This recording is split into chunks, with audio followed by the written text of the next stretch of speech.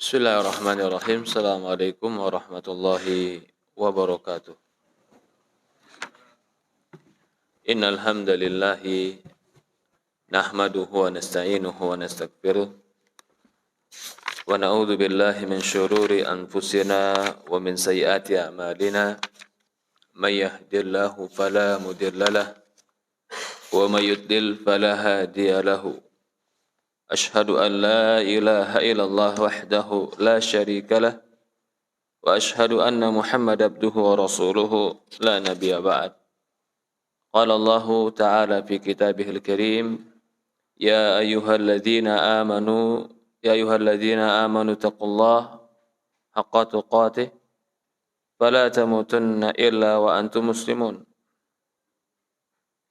Wa qala Allah subhanahu wa ta'ala, ya ayyuhalladzina amanu taqullaha wa qulu qawlan sadida yuslih lakum a'malakum wa yaghfir lakum dhunubakum wa may yuti'illaha wa rasulahu faqad faza fawzan 'azima. Fa inna asdaqal hadithi kitaballah wa khairul hadi nabiyina Muhammadin sallallahu alaihi wa ala alihi wa sahbihi wa sallam. Syarrul umuri muhdatsatuha fa inna kulla muhdatsatin bid'ah fa inna kulla bid'atin dhalalah fa inna kulla dhalalatin finnar. A'adani wa iyyakum minan nar. Alhamdulillah, segala puja dan puji syukur kita panjatkan hanya kepada Allah Subhanahu wa taala Rabbul alamin, serta salawat dan salam kepada baginda Nabi kita Muhammadin sallallahu alaihi wa ala alihi wa sahbihi wasallam, kepada keluarganya, kepada para sahabatnya, juga orang-orang yang mengikuti dan mencintainya ila yaumil qiyamah. Alhamdulillah, para hadirin jemaah, bapak-bapak dan ibu-ibu yang dimuliakan dan dirahmati oleh Allah Subhanahu wa taala. Di hari ini Allah Subhanahu wa taala pertemukan kita kembali dalam pembahasan kita dosa-dosa besar yang dianggap biasa oleh kebanyakan orang.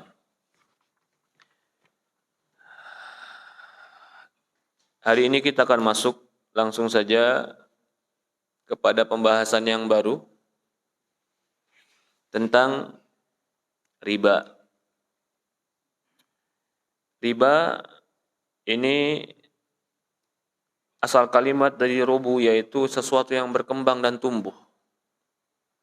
Maka sesuatu secara bahasa itu sesuatu yang berkembang dan tumbuh. Di dalam syariat Islam, Islam tidak membenarkan perbuatan-perbuatan riba. Karena perbuatan riba ini dapat merusak tatanan ekonomi, memakan hak orang lain dengan cara yang batil, bahkan memanfaatkan orang yang sulit dengan kesulitannya, sehingga menjadikan seorang sulit bertambah sulit.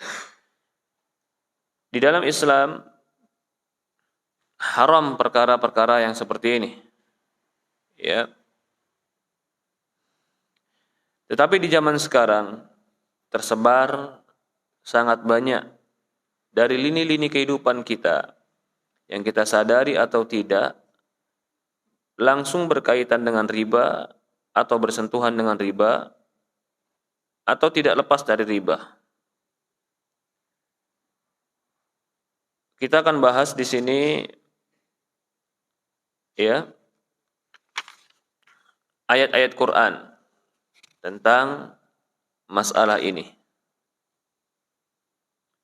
Ya ayyuhalladzina amanu taqullaha wa daru ma baqiya minar riba in kuntum mu'minin. Fa illam taf'alu fa'danu biharbin minallahi wa rasulih. Subhanallah. Di dalam surat Al-Baqarah ayat 278 dan 279, Allah Subhanahu wa taala berfirman, ya ayyuhalladzina amanu, wahai orang-orang yang beriman, wa dharu ma baqiya minar riba, tinggalkanlah apa yang tersisa dari riba. maka apa yang tersisa dari riba itu wajib ditinggalkan. In kuntum mu'minin, kalau kalian betul-betul beriman. Dikaitkan iman dengan meninggalkan riba. Artinya, kalau jujur keimanan kalian, kalian akan meninggalkan riba. Yang menjadi taruhannya, jaminannya antara riba dan seorang mukmin adalah keimanan.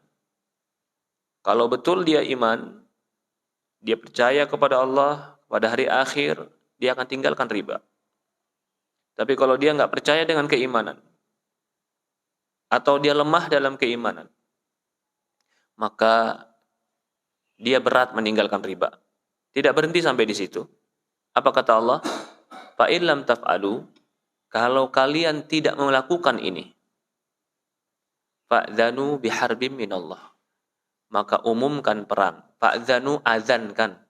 Apa makna azankan? Fa'dzanu itu azankan. Azankan, kumandangkan. Apa yang dikumandangkan? Fa'dzanu biharbim minallahi wa rasul. Peperangan dari Allah dan Rasul. Dosa yang lain, dosa zina, nggak ada yang dikatakan Allah mengumumkan perang dengan mereka. Tapi dosa riba, Allah mengumumkan peperangan dengan mereka. Karena riba itu bisa mengalahkan, menghancurkan, membuat orang lain terpuruk. Dan ini salah satu cara untuk menghancurkan lawan. Termasuk salah satu dengan riba. Orang terjatuh dalam riba biasanya karena tidak mengerti konsep tentang rizki. Ketahuilah, ikhwanu fiddin wa akhwatu fillah, kita harus tahu, di antara kehidupan kita, kebutuhan kita, ada kebutuhan dasar, ada kebutuhan sekunder. Jelas itu. Dan kamu harus bisa pisahkan itu. Mana yang menjadi kebutuhan dasar dalam hidup kita, mana yang cuma tambahan dalam hidup kita. Kalau yang tambahan, kita menjadikan itu sebagai kebutuhan dasar, maka kita tidak akan bisa mengerti dan membagi bagaimana harusnya bersikap. Perhatikan dalam hadis. Rasulullah SAW bersabda, kata Rasulullah SAW, man asbaha minkum aminan fi sirbih, mu'afan fi jasadih, walau kutul yawm, hizat lahu dunya. Rasulullah SAW mengatakan, barang siapa yang aman harinya, keluarganya aman, rumah tangganya aman, mu'afa fi jasadih, sehat, walau kutul yawm, dia punya bekal hidup hari ini, dia telah memiliki dunia dan seisinya. Rasulullah mengajarkan kepada kita tentang konsep ini, prinsip hidupmu. Kalau kamu aman, keluargamu aman, hidupmu bahagia, kamu sehat, nggak sakit, kamu punya bekal hidup hari ini, berarti selebihnya daripada itu cuma tambahan hidup.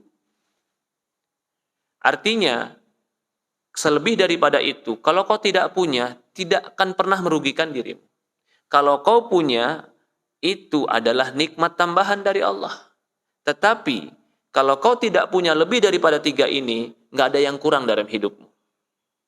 Maka maksudnya adalah, kalau orang memahami ini, dia akan paham, buat apa dia riba kalau hanya untuk mencari tambahan yang bukan prinsip dalam kehidupan. Buat apa dia ambil harta orang lain yang cuman hanya menambah, bukan menjadi dasar dalam hidup dia. Bukan menjadi prioritas dalam hidup dia. Orang sekarang banyak yang menghabiskan waktu, menghabiskan tenaga, menjatuhkan harga diri, memakan yang haram. Untuk apa? Apakah untuk yang prinsip dalam hidup dia? Bukan, cuman untuk upgrade mobil. Upgrade mobil itu sekunder kah atau primer dalam hidup kita, Pak? Sampai riba hanya upgrade mobil. Itu bukan prinsipil dalam kehidupan kita. Lalu buat nambah rumah yang kedua, buat nambah rumah yang kedua yang belum tentu dia tinggalkan juga di sana, hanya investasi, itu pun riba. Ini yang diharamkan dalam Islam. Kenapa? Karena kau tidak butuh pada hakikatnya dan kau jatuh kepada perkara yang Allah haramkan. Hutang pihutang yang akhirnya menjadikan melipat ganda. Kalau kita pahami ini, kalau kita pahami hidup kita ini, Pak, dalam bisnis pun kita akan tenang. Tadi apa? Punya keluarga, aman, lalu sehat, kehidupan hari ini cukup,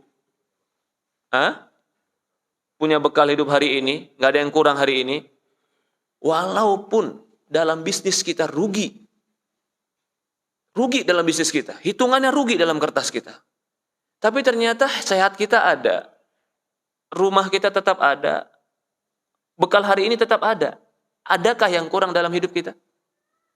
Yang kurang cuman yang tambahan. Kurang dalam tambahan, itu nggak kurang pada hakikatnya. Tambahan itu bonus. Jangan kita habiskan tenaga kita, pikiran kita, mengambil yang haram untuk sesuatu yang bonus. Karena tambahan itu cuma bonus.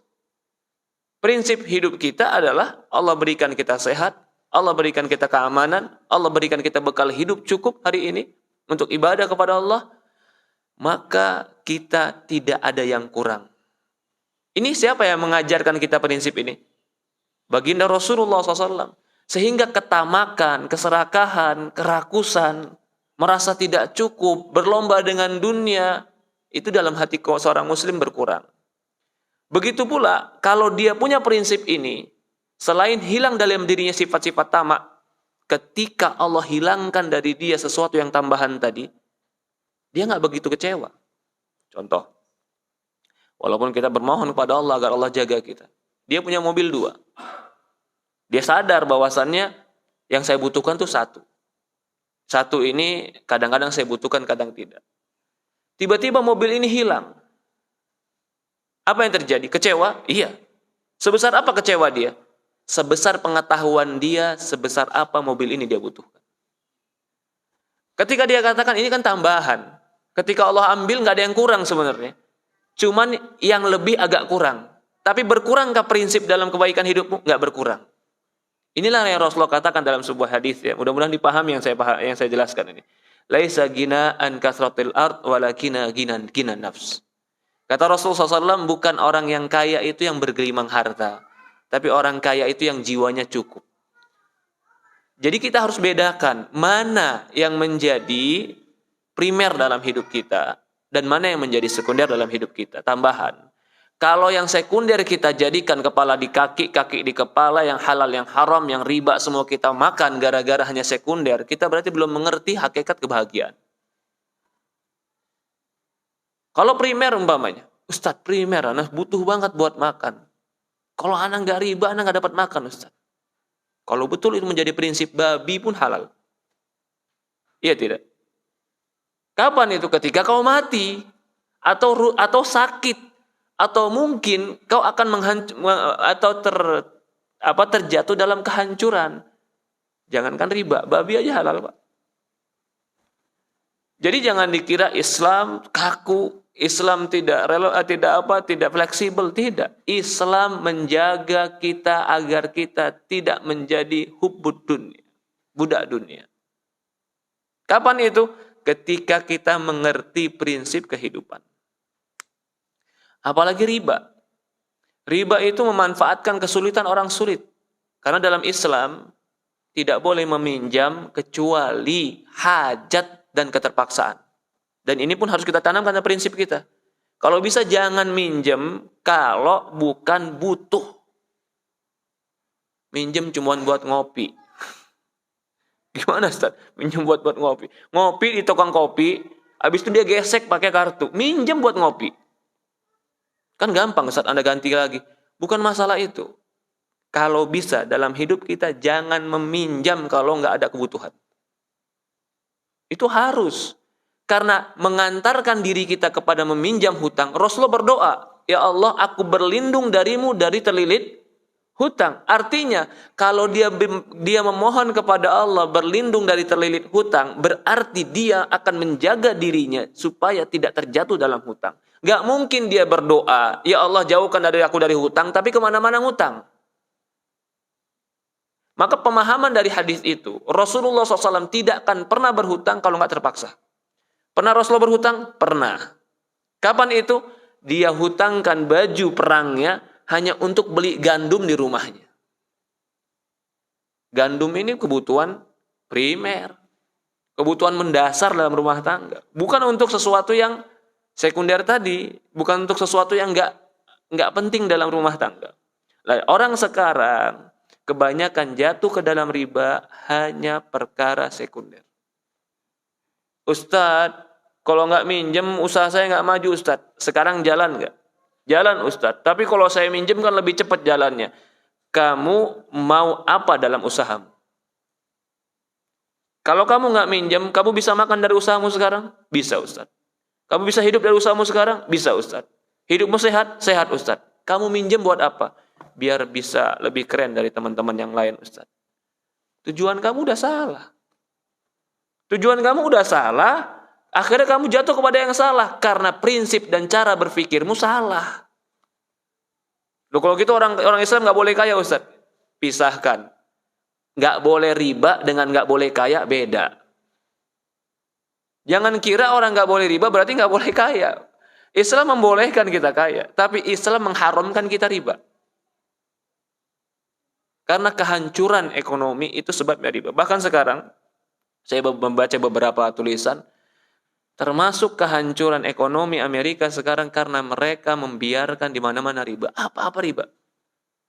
Sampai seorang itu akhirnya dia meminjam sesuatu yang di luar kemampuannya membayar. Sehingga ketika dia mendapat gaji pun bukan lagi berpikir untuk menikmati gajinya, dia berpikir untuk membayar semua tagihannya. Ya Rob, bagaimana mau hidup seperti itu? Untuk apa? Karena dia membebani jiwanya dengan sesuatu yang tadinya dia tidak mampu. Nah, riba ini membuka pintu orang lain untuk membiarkan dirinya berhutang dan akhirnya membebani dirinya dengan sesuatu yang tidak mampu. Dia mungkin hitung-hitungan kertas, gaji saya sekian.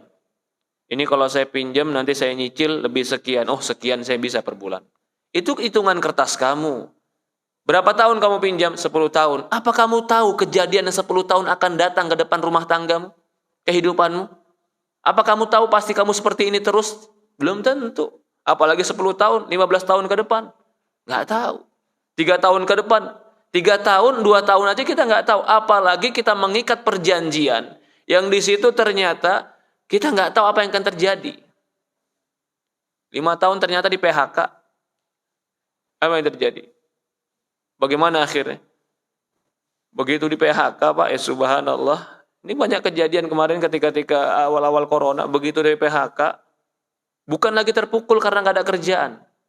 Rumah ditarik, mobil ditarik. Ya subhanallah. Kenapa? Ternyata selama ini dia masih riba. Begitu dia di PHK, PHK 3 bulan dia nggak bayar, selesai. Ternyata selama ini nggak punya apa-apa. Tapi dia merasa bahwasannya dia mampu. Kita jangan menjatuhkan diri kita kepada hutang tanpa ada kebutuhan. Karena kehutangan itu akan menyebabkan kehinaan. Dari itulah Rasulullah SAW berdoa kepada Allah berlindung daripada hutang. Ya, perlu diketahui prinsip-prinsip riba. Riba itu sebenarnya dalam Islam ada 2 bentuk. Ada yang dikatakan riba fadl, ada yang dikatakan riba nasi'ah. Riba fadl itu riba yang melebihkan harga. Itu riba fadl. Yang kedua adalah riba nasi'ah. Riba nasi'ah itu mengakhirkan bayar dan waktu. Walaupun dia tidak melebihkan harga. Ini 2 bentuk riba. Bagaimana? Oke.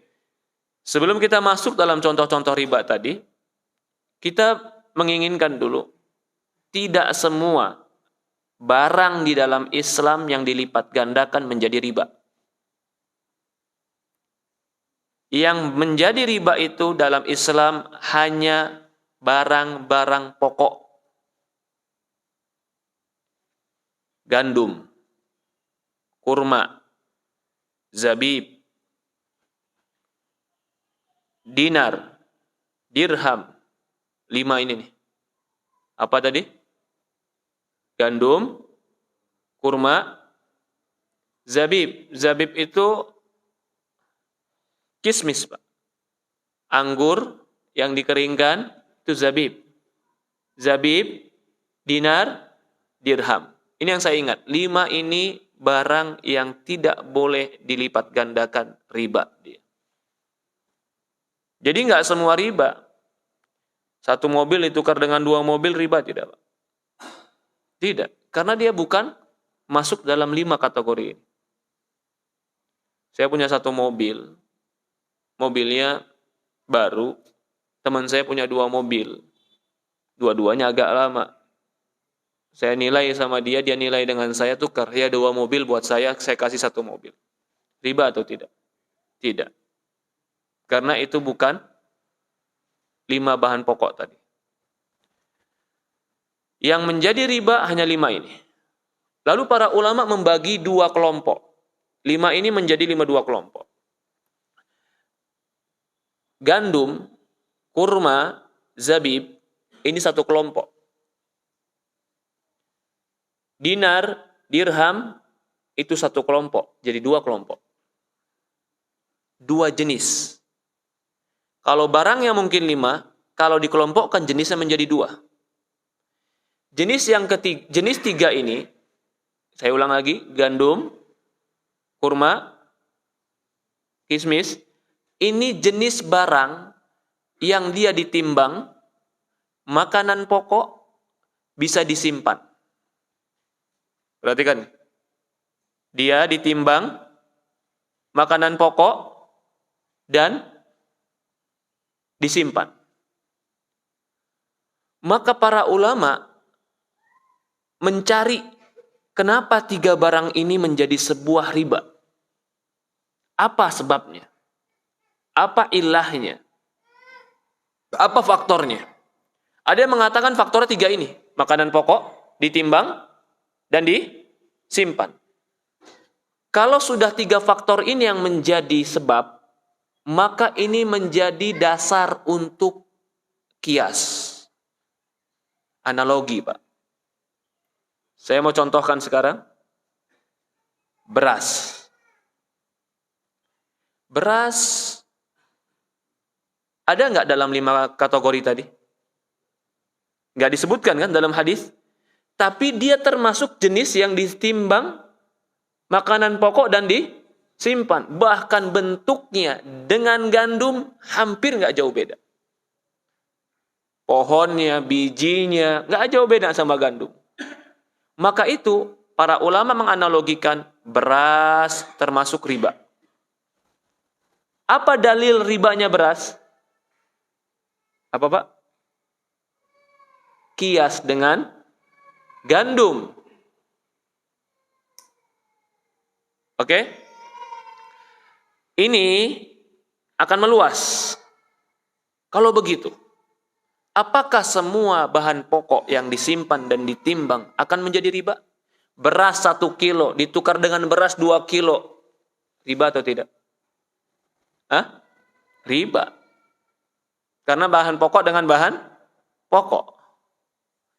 Berkembang masalah. Gimana kalau gula? Gimana kalau tepung? Tepung dari gandum juga ya. Ada tepung dari gandum. Tepung jelas dari gandum. Bagaimana kalau ikan asin? Ikan asin, Pak, ditimbang, disimpan, makanan pokok tidak? Dari inilah nanti banyak terjadi ikhtilaf. Tapi konsep pertamanya adalah analoginya kenapa gandum, kurma, zabib itu riba. Karena makanan pokok. Ditarik dari ini semua nanti, makanan pokok yang seperti apa? Kalau Syafi'i berpendapat makanan pokok yang bisa kau simpan lama. Jadi kalau ikan nggak bisa. Kecuali dia harus dikeringkan. Daging nggak mungkin. Kecuali harus dikeringkan. Itu nggak masuk asnaf riba. Itu nggak termasuk barang ribawi. Oke, ini kelompok pertama. Dia riba apabila menjadi makanan pokok, ditimbang, dan disimpan. Sekarang kalau minyak, Pak, makanan pokok tidak? Minyak goreng yang kemarin rame. Ditukar seliter dengan 2 liter. Kalau mereka menganalogikan dengan makanan pokok, iya. Tapi nggak ditimbang, dia ditakar. Kecuali kita, minyak dikiloin. Sebenarnya minyak itu adalah takaran, volume, literan. Ya tidak? Maka sebagian mengatakan minyak tidak. Oke, kita nggak berluas-luasan apa saja yang masuk dalam golongan ini. Kita langsung aja masuk beras. Udah. Kalau ada orang bilang, jangan bilang beras riba, karena nggak ada lafadz hadisnya beras itu riba. Yang ada gandum. Jangan sama seperti nggak ada zakat itu untuk beras, zakat itu untuk gandum. Kita bilang beras sama gandum nggak ada beda. Apa bedanya? Nggak ada bedanya beras sama gandum. Sama-sama butiran, sama-sama makanan pokok, sama-sama ditimbang, sama-sama dipanenkan. Maka orang yang menolak beras itu sama dengan gandum, itu pendapat yang salah. Kenapa ini kita bongkar? Kenapa kita bahas? Karena ada orang yang hanya menginginkan riba itu ini, udah. Jangan analogikan kemana-mana. Nanti akhirnya. Contoh yang kedua. Ini kelompok yang pertama ya, selesai ya, paham? Kelompok pertama, 3 jenis ini dimasukkan riba, kenapa? Kelompok yang kedua, ada 2 jenis tadi riba, apa itu dia?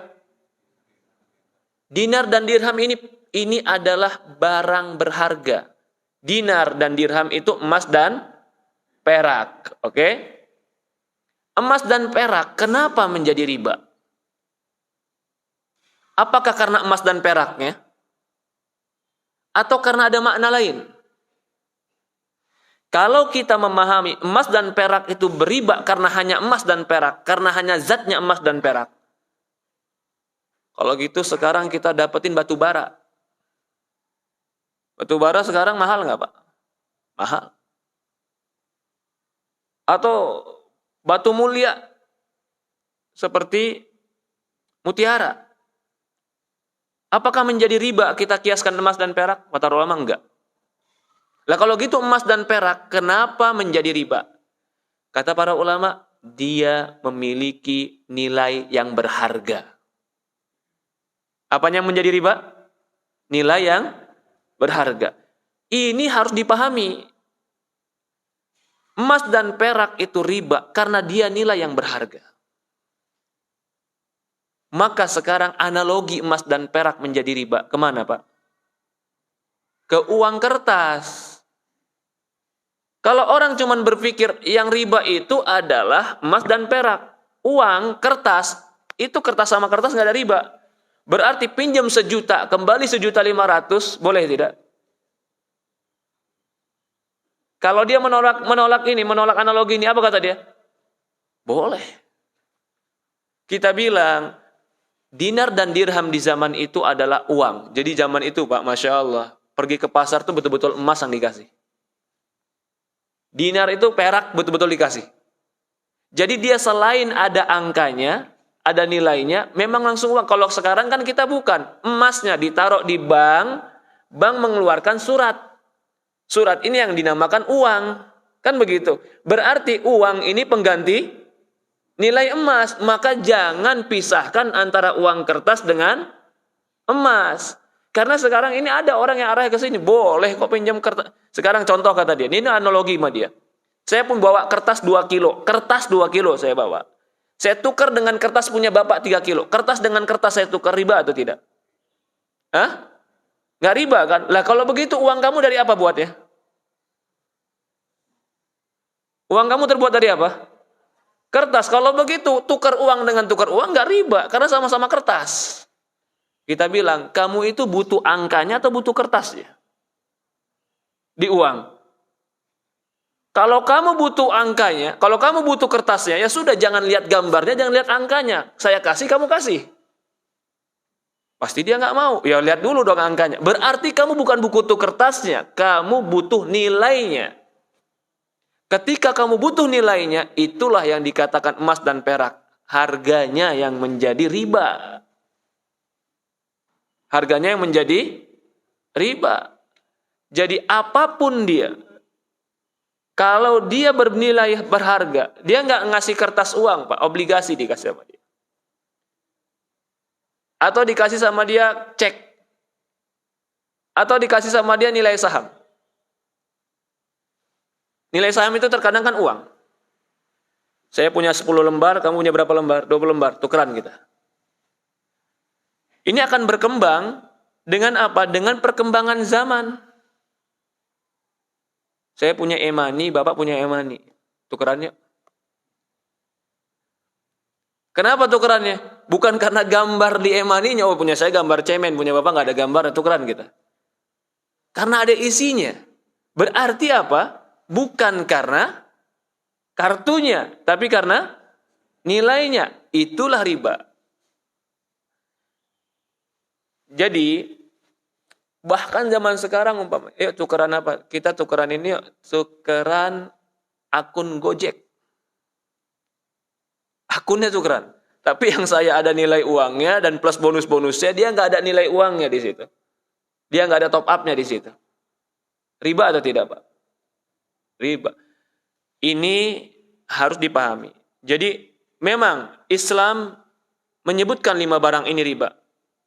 Ya, sa'ir bis sa'ir, bur bil bur, tamar bil tamar, zabib bil zabib, dhahab bil dhahab, dhahab bil dhahab, fiddah bil fiddah, yadan bi yadin. Kata Rasulullah SAW. Dari 5 ini menjadi 3 berapa? 2 kelompok. Kelompok pertama tadi berupa makanan pokok. Kelompok kedua berupa nilai barang berharga. Kelompok pertama dengan kelompok kedua ditukar bagaimanapun bebas. Kelompok pertama dengan kelompok kedua ditukar bagaimanapun bebas. Saya bawa gandum. Bapak bawa uang. Uang kelompok kedua, gandum kelompok pertama. Saya kasih dulu gandumnya. Nih. Kapan bayarnya? Belakangan. Bebas. Kelompok pertama dengan kelompok kedua, jika ditukarkan, bebas. Tetapi apabila dia satu kelompok, maka tidak boleh kecuali yadan biyadin. Cash. Beras dengan gandum. Satu kelompok tidak? Satu benda atau beda? Beda. Maka kalau dia satu kelompok begini, yadan biyadin. Harus cash. Saya bawa beras 1 kilo. Tukeran yuk sama gandum. Dia bawa gandum 2 kilo. Oke. Ini beras saya 1 kilo, sini gandum 2 kilo. Boleh atau tidak? Boleh atau tidak, Pak? Boleh. Karena beda zat, tapi satu jenis. Saya contohkan lain. Bapak bawa dolar, saya bawa rupiah. Ini dolarnya, ini rupiahnya. 100 dolar, 1.500.000. Saya kasih 15 lembar, Bapak ngasih saya selembar.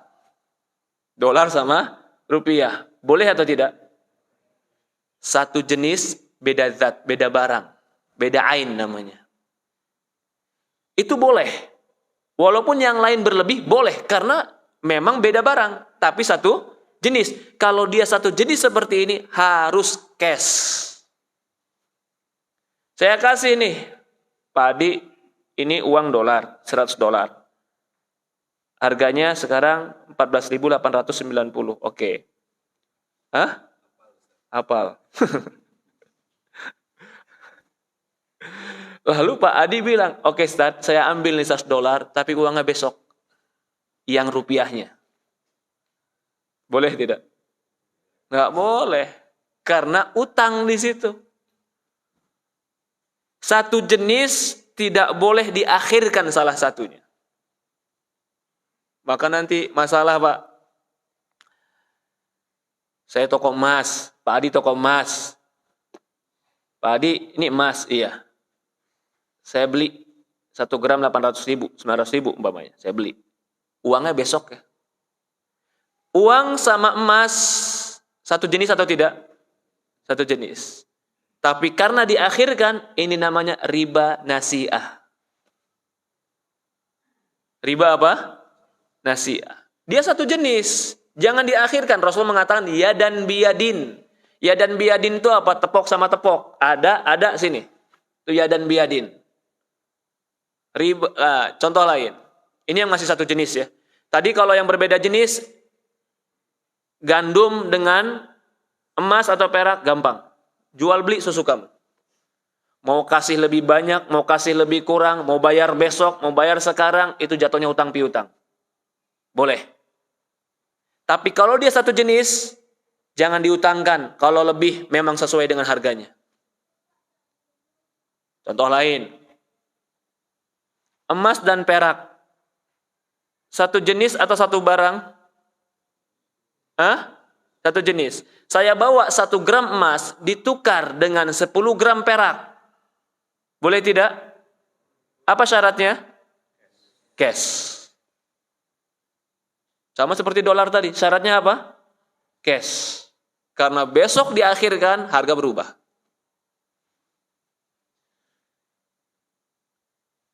Kalau satu jenis dan satu barang. Kalau tadi satu jenis tapi beda barang. Kalau satu jenis dan satu barang, tidak boleh lebih, tidak boleh hutang. Harus langsung cash. Contoh, beras dengan beras. Saya bawa beras Cianjur. Ada orang bawa beras yang lain. Saya bawa beras Cianjur 50 kg. Dia bawa beras yang lain 75 kg. Ridho sama ridho kita tukeran. Satu barang tidak? Satu jenis tidak? Kontan saya tukar sama dia. Boleh atau tidak? Tidak boleh. Karena itu masuk riba fadl. Riba berlebih namanya. Fadl itu melebihkan. Uang rupiah ditukar dengan uang rupiah.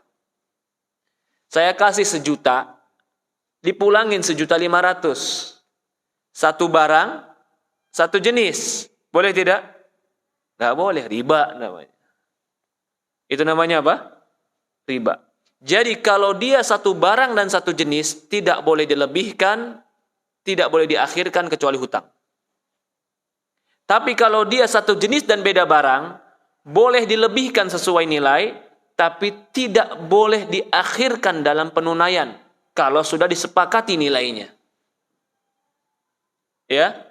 Tidak boleh diakhirkan dalam pembayaran kalau sudah disepakati nilainya. Beda kalau saya bilang, Pak Adi, ini saya dolar titip ya, $100. Nanti Pak Adi bayar ke saya rupiah. Oke, rupiah kapan saya bayar? Rupiah nanti ketika Pak Adi bayar. Berarti kita belum sepakat harga kan? Berarti saya kasih ke Pak Adi $100 sebagai apa? Titipan, belum tukaran. Begitu hari H, telepon Pak Adi. Ini ada dolar harganya sekian. Mau nggak kita tukeran? Oke, tukeran. Berarti akadnya kapan? Ketika hari itu. Dari inilah maka menjadi permasalahan. Pak Adi jual emas. Saya beli emas. Kata Pak Adi, emas 800.000. Kalau mau beli, saya kasih. Saya bilang, Pak Adi, saya beli emasnya 800.000. Saya kirim uangnya, transfer. Akad tidak? Akad. Pak Adi mengeluarkan kertas. Kamu punya emas sama saya 101 gram. Oke. Mana emasnya? Masih di Pak Adi. Dia hanya mengeluarkan surat bahwasannya saya punya emas 1 gram. Dari inilah sebagian mengatakan jual beli emas online riba. Kenapa ribanya, Pak? Kenapa ribanya, Pak? Dia satu jenis, tapi tidak ada qobd, tidak ada serah terima di situ. Mereka mulai berpikir gimana supaya serah terima. Ya serah terimanya surat tadi, Pak Adi. Orang zaman sekarang kan paling luar biasa, Pak. Gimana caranya supaya jadi aja pokoknya. Surat terimanya kan itu tadi, surat dari Pak Adi. Oke. Kalau saya datang ke dia sekarang, minta emasnya ada nggak? Hah? Lah kalau gitu kamu jualan apa? Kalau memang mau jualan emas, saya datang ya Pak Adi. Oke, ini suratnya. Saya datang nanti. Nah, maka itu kata para ulama sekarang. Surat yang menunjukkan kepemilikan, apakah itu dianggap sebagai perwakilan akad? Kalau kita bilang, oke, Pak Adi ngeluarin surat ke saya saat itu juga langsung. Di situ tertulis bahwasannya saya punya emas 1 gram dengan Pak Adi. Surat ini saya pegang sebagai perwakilan akad saya. Lalu emas saya di mana? Di Pak Adi. Ketika saya mau datang ke dia, Pak Adi mana emasnya? Ternyata saya dikasih, ini emasnya. Jelas emasnya ada, 1 gram ada. Yang seperti ini lebih ringan. Kenapa? Karena mereka menganggap kertas yang diberikan Pak Adi sebagai akad, iya dan biadin.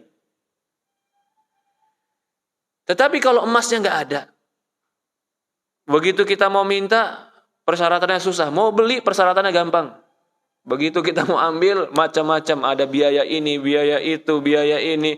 Akhirnya kita nggak dapat 1 gram. Yang seperti ini khawatir permainan bisa jatuh kepada riba. Bisa jatuh kepada riba. Ya, jadi yang seperti ini tidak dibenarkan.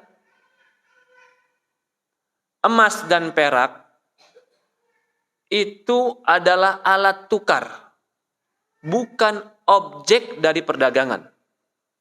Dipahami ini? Maksudnya gini, saya jual uang hari ini, kamu beli uang saya besok dengan harga berbeda. Itu bisa jatuh kepada riba. Contoh, saya mau beli motor. Saya pergi ke leasing. Saya pergi ke tukang jual beli motor. Kata tukang jual beli motor, ini motor nggak ada yang kredit sama kita. Sama kita tuh semua cash. Kalau Bapak mau kredit, kita punya orang ketiga, punya rekanan yang akan mengkreditkan Bapak. Oke. Berarti jelas nih yang punya toko apa? Cash. Dia rangkul orang ketiga. Orang ketiga itu bilang sama kita, mau motor yang mana? Motor yang ini. Oke. Motor yang ini kamu mau. Berapa harga motor? Dia tanya ke toko. Oh, harga motor ternyata 25 juta. Dia hitung. Kamu bisa beli motor itu, saya yang bayar. Cash saya bayarkan. Tapi nanti kamu bayar ke saya di total 3 tahun ternyata jadi 35 juta. Sebulannya umpamanya 700 ribu. Setuju dia? Oke. Kalau begini gambarannya, di mana bentuk ribanya? Hah? Dari mana bentuk ribanya, Pak? Riba nggak nih? Hah? Nggak riba? Riba atau tidak? Ribanya di mana? Hah? Melebihkan barang? Belum memiliki barang. Iya. Dia itu cuman minjemin duit ke saya, tapi uangnya nggak saya pegang 25 juta. Uangnya langsung dikasih ke toko. Paham? Lalu dia suruh saya nyicil. Kenapa? Bukan motor yang saya cicil sebenarnya. Uang 25 juta yang sudah dia bayar cash. Saya bukan nyicil motor sebenarnya. Nyicil uang yang telah dia bayarkan duluan ke toko. Ini riba. Berarti saya pinjam uang ke dia. Saya ganti dengan 35 juta. Kalau terlambat kena penalti. Kalau nggak dibayar ditarik. Subhanallah. Nggak ada untungnya benar. Nggak ada untungnya. Akhirnya ada orang nggak mau kalah, Pak. Sebelum ditarik dipretelin motornya. Ya Rob, ya Rob. Ya begitulah kehidupan. Lalu bagaimana caranya supaya halal? Ya supaya halal caranya, saya jadi orang ketiga tadi, bukan bayarkan dulu, tapi saya beli dulu. Saya beli motor itu.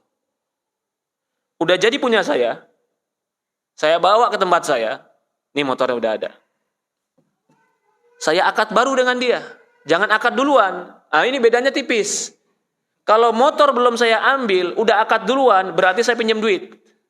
Tapi kalau motor sudah saya miliki, baru kita akad lagi, berarti jual beli apa? Motor. Ini boleh. Ini dibolehkan. Sama seperti itu juga HP. Apapun bentuknya. Kalau itu jadi milik dia dulu, itu boleh. Kalau dia itu belum milik dia, berarti dia bukan menjual yang punya dia. Dia hanya meminjamkan uang.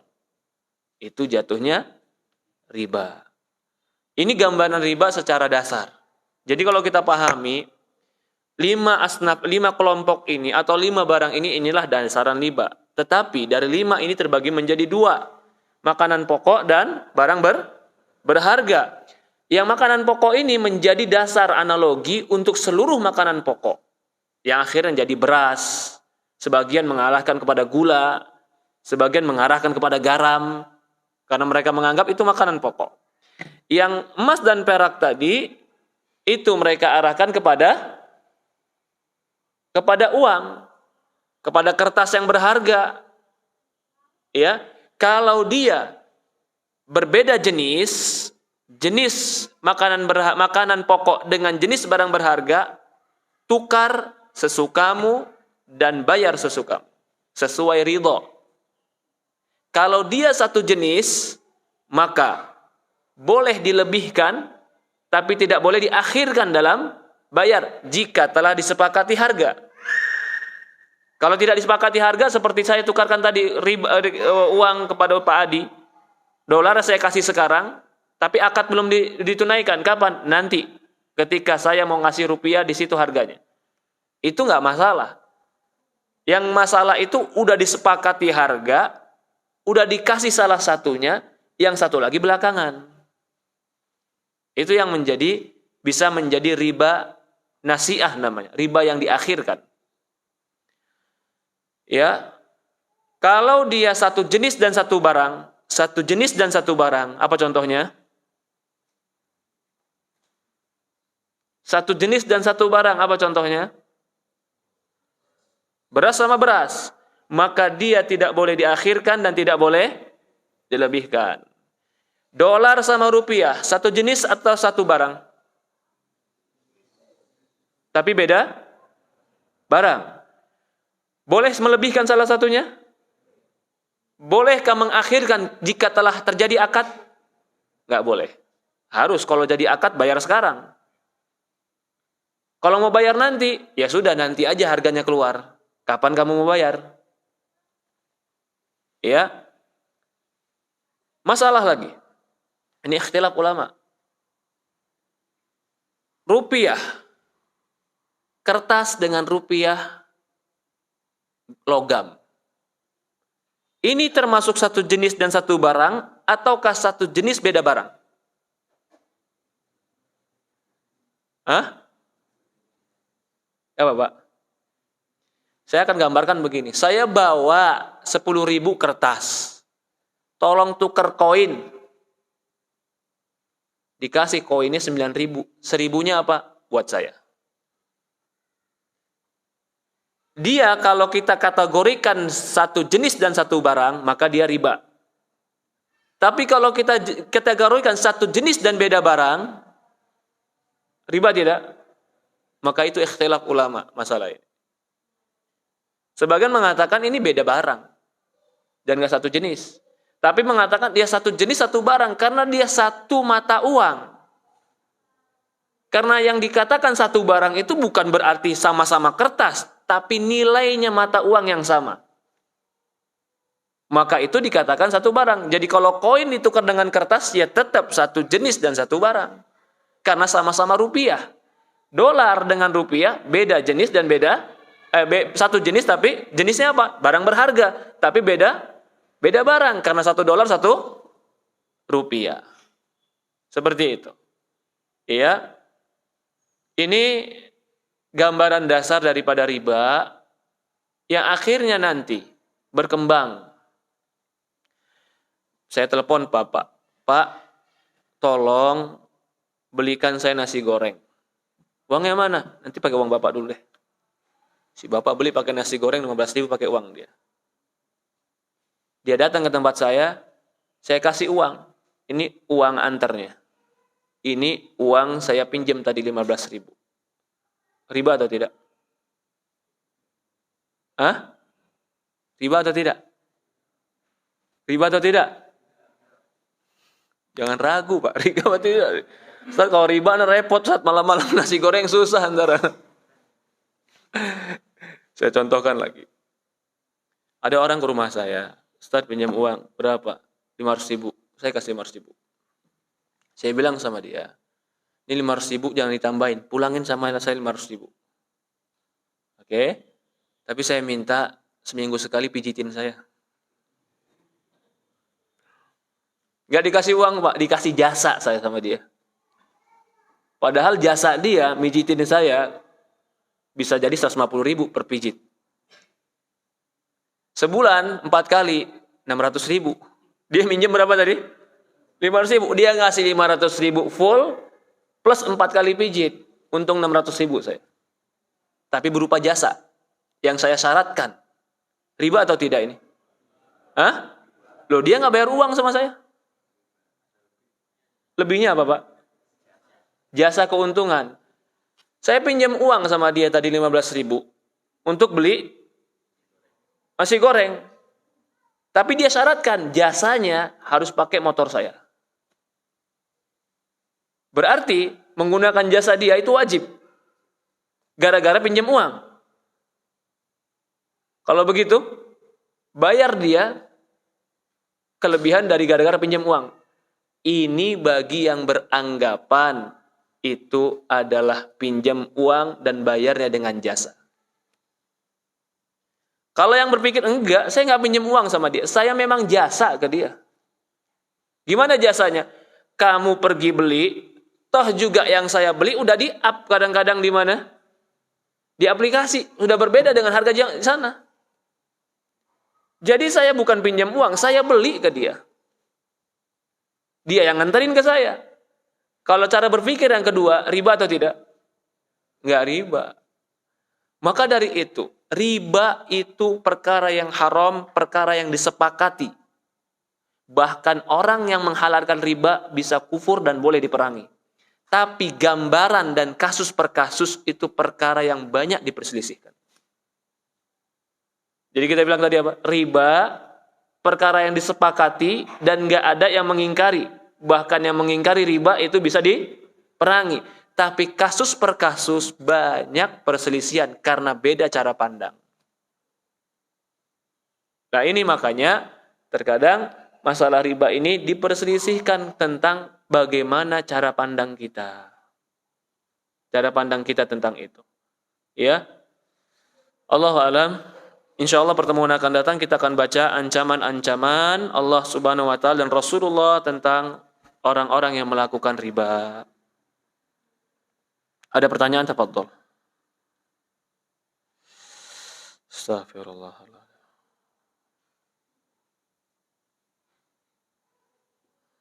Iya. Ada pertanyaan? Tidak ada? Kita cukupkan?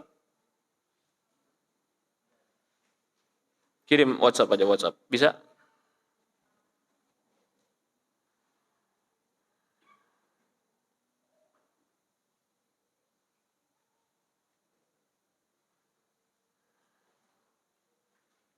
Mungkin akhwat yang ingin bertanya boleh pakai kertas, tafadhol.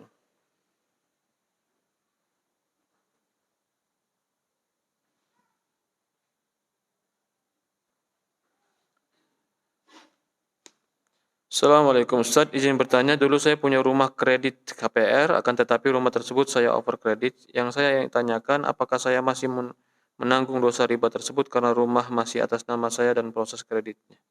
Ya, perlahan-lahan kau lepaskan. Ya, perlahan-lahan dilepaskan. Kalau kau sudah over ke orang lain, tapi masih namamu, kalau bisa dirubah juga namanya ke nama dia. Ya, namanya ke nama dia, diusahakan untuk diselesaikan. Yang lebih baik adalah kau bayar langsung dengan cash agar tutup semua yang pernah menjadi hutang. Itu lebih aman. Ada lagi pertanyaan? Fadhol. Tidak ada, kita cukupkan ya. Kurang lebih mohon maaf. Subhanakallahumma wa bihamdi. Subhanallah ilaha illa anta nastaghfiruka wa atubu ilaik. Assalamualaikum warahmatullahi wabarakatuh.